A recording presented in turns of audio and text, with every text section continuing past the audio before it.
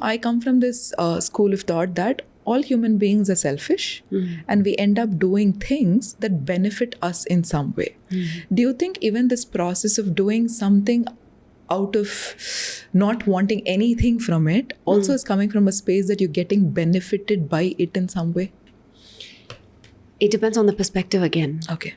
So I have this experience in Sadhana Forest where I'm close to the community. To be able to witness people who are able to do a lot of things for the community, and it's not so much about what I get in return, because when you see them work closely, you would really wonder what is it that you're gaining from it if you have to come from a gaining perspective. There is always something gained from everything that comes your way, but it's not so much about what is it that I am going to get in terms of material. What is it that is exactly going to come to me?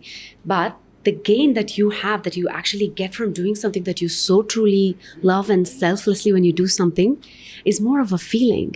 And you're not attached to an outcome. But there's always a fruit for everything, isn't it? Yeah. There's always a fruit for every labor.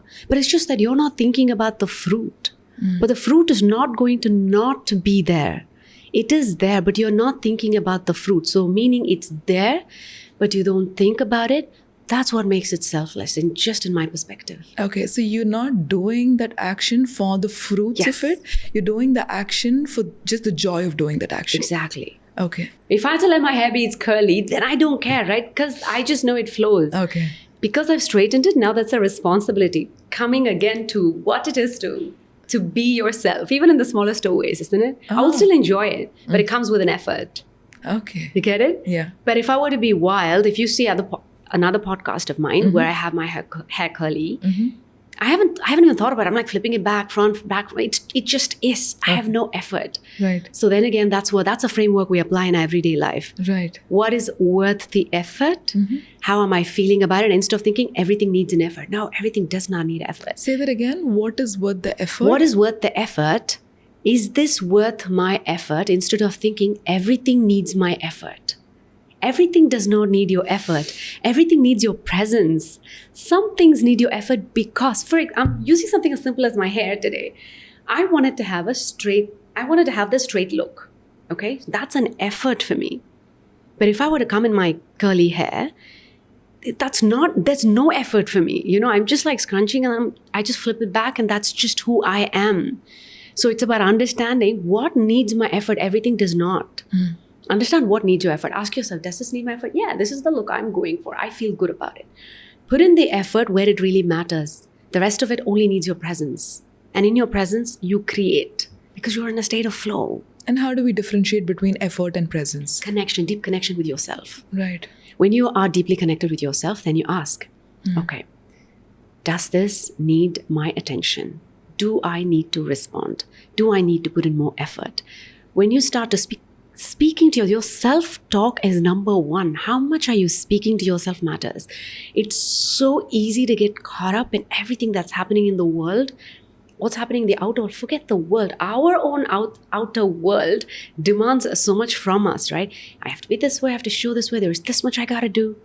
I have to show it. I have numbers. Then there is numbers. And then there is graph. And then there's performance. When we start to calculate everything, and we forget what it is to not calculate and to just connect with yourself in the essence, like, how am I feeling right now? What do I want to do? What do I really feel like doing? Much more than giving. Because everything that we are doing is, if all the energy is spent for the outer world, how much energy is left for the inner world? Because the time, it's not infinite, it's finite. Energy is finite. There's only 24 hours. So what do you choose to do with that, right?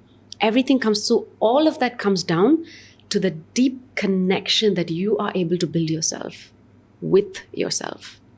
This has nothing to do with perfection. I am so far from being perfect and I've embodied it. Because if something is perfect, if this is perfect, you're not going to touch it. Are you going to touch it? No. Exactly. I want to be expansive. When I know this is good for today, do I feel satisfied? Yeah, I'm satisfied. Would I change something about this? Yes, I will. Because I don't think it's perfect. I'm not going for perfection. I'm going for expansiveness. From a space of expansiveness, then I just am. Don't care about being perfect because I will never be perfect. And I don't choose to be, because it's an end. It's like an end. Oh Isn't my it? God, this is beautiful. I've really not seen somebody speak about embracing, I wouldn't even call it imperfection, but just embracing who they are and still thriving to be better on an everyday basis. Right? Yeah. Yeah. Of course. Thank you. This is beautiful. It's- Just one yeah, second. yeah, sure.